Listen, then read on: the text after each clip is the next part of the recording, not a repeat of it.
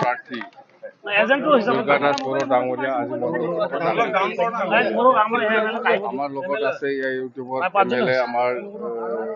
মজিবুৰ ৰহমান ডাঙৰীয়া যি মানে আমাক ছাপোৰ্ট কৰিছে ইউটিউবত আৰু আমাৰ লগত আছে কেণ্ডিডেট ৰাম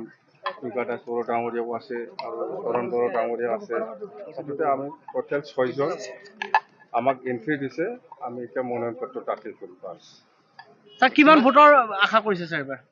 2 লাখতকৈ বেছি ডিফাৰেন্সত আমি জিকিব 2 লাখতকৈ বিজেপি কোনো ফেক্টৰ নহয় বিজেপিও ফেক্টৰ নহয় কংগ্ৰেছো ফেক্টৰ নহয়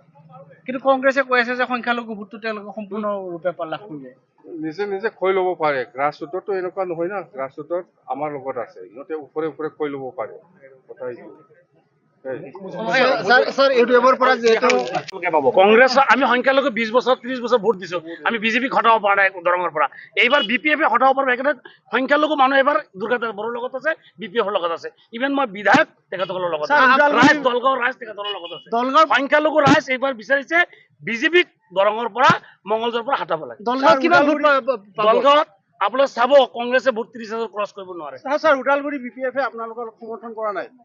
ইউডিএফ সৰি উদালগুৰি ইউডিএফ কি উদালগুৰি কমিটি নাই বুলি কৈছে উদালগুৰি আমাৰ কমিটি নাই বৰ্তমানে আব্দুৰ ৰহমানে কৈছে উদালগুৰি কমিটি নাই কোন আব্দুর রহমান নাই কমিটি নাই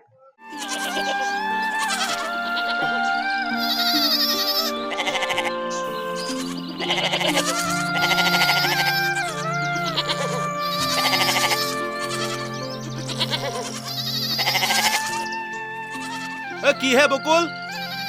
মোক চোক ওফন্দা আহিছা যে তোৰ কামটো মানে আজিও নহ'ল ন নহ'ল আৰু নহ'ব যেন লাগিছে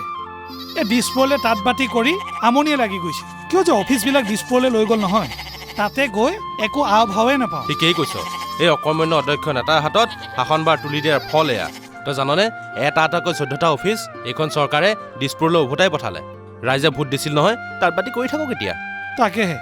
BTCয়ে এই বিভাগকেইটাৰ ওপৰত নিজৰ কৰ্তৃত্ব হেৰুৱালে অকৰ্মণ্য নেতাক আঁতৰ কৰক নাঙলৰ ছবিত ভোট দিয়ক 14টা বিভাগ পুনৰ উভতাই অনা হাগ্ৰামাৰ প্ৰতিশ্ৰুতি BPFৰ মূল মন্ত্ৰ সম উন্নয়ন সম অধিকাৰ